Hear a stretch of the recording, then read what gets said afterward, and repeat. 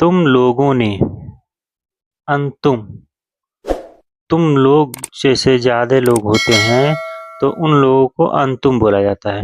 अंतुम, अंतुम यानी तुम लोग, जमा, जमा ज़्यादा लोग को अंतुम बोला जाता है।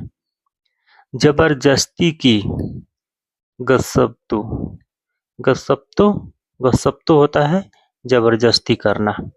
गस्सब ज़बरदस्ती। तो तुम लोग, यहाँ पे तो का इस्तेमाल हुआ है, तो तुम लोग, अगर इन सबको मिला के हम अगर बोलेंगे तो सबको मिला के बोलने के बाद होता है तुम लोगों ने जबरदस्ती की।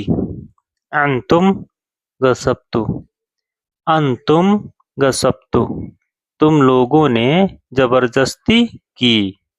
अंतुम गसब्तु, तुम लोगों ने जबरदस्ती की।